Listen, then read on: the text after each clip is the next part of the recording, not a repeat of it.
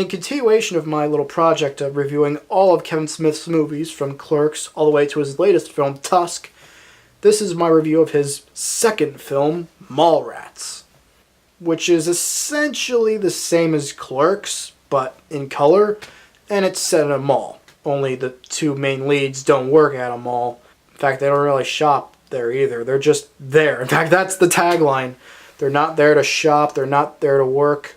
They're just there. Man, they're there. See, look at them. They're right there. I apologize for that. The story is that there are these two guys, Brody and T.S., played by Jason Lee and Jeremy London. They both get dumped by their girlfriends, and so they decide the best way to take their minds off of that is to spend the day at the local mall. And all sorts of hijinks ensue, including three-breasted fortune tellers, beating up the guy in the Easter Bunny costume, outrunning security guards, giving guys the stink palm. Good, clean, wholesome fun. One thing I've noticed throughout the movie is that there's a lot of product placement for Marvel Comics, because I think at that point Marvel Comics was going through a bit of a rough time, because I think they even filed for bankruptcy in the 90s, which is kind of hard to process considering all the big Marvel movies that have been happening nowadays. But back in the 90s, man, they were going through some rough shit. In fact, Stan Lee has a role in this movie as well himself, and he gives advice to Jason Lee's character about love and relationships, of all things. Plus, there are a lot of recognizable faces in this movie. In fact, Ben Affleck is in it. I think it was after he was in Dazed and Confused as the guy with the paddleboard, kept hitting people with the paddleboard. It was a comedy. Michael Rooker is in it, who was Merle from The Walking Dead. Plus, this is also Jason Lee's first feature film. In fact, I think it's his acting debut, and for an acting debut, he did really well. He really carries this movie. His character is Brody, and he really carries the film. He's obviously the one who has a more outward look at things, while Jeremy London is T.S. He's more of the straight man, and they really work well together.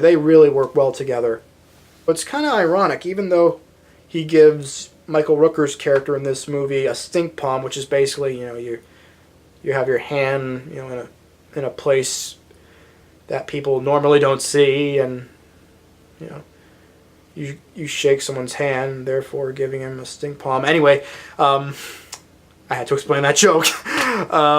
The irony is that, for giving Michael Rooker a stink palm, many years later, Jason Lee would appear in 3 movies that are like the cinematic equivalent of a stink palm.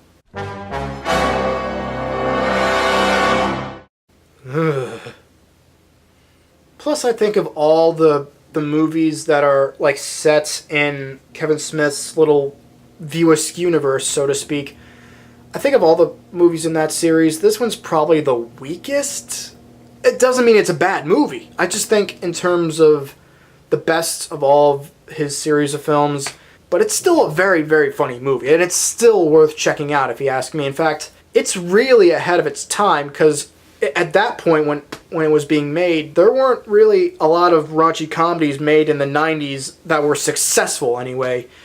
I mean, this movie came out the same year as Clueless, and obviously that was a bigger hit.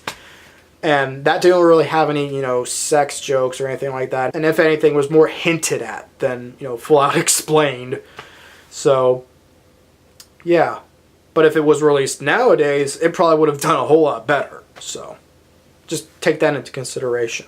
So in closing, this movie, I really like it. It's not as good as Clerks, but it's still a very, very funny movie with great performances, especially from Jason Lee and Jeremy London, and a really tight script, and obviously better production values than the first film. And it really paves the way for a lot of Smith's future films. In fact, Kevin Smith referred to this movie as like a $6 million casting call for Chasing Amy, because 3 of the stars of this film, Jason Lee, Ben Affleck, and Joey Lauren Adams, they're going to be in his next film, in the film after this, Chasing Amy, which my review for that will be up very soon. So yeah, there you go. There's my review of Mallrats. What do you think? Have you seen Mallrats? If so, do you like it? Do you not like it? Let me know your thoughts in the comments below. And as always, if you like what you saw here, then feel free to press the like button, add this video to your favorites, and heck, subscribe if you want. So until next time, this is Marc Aquino saying, Hoochie Boochies.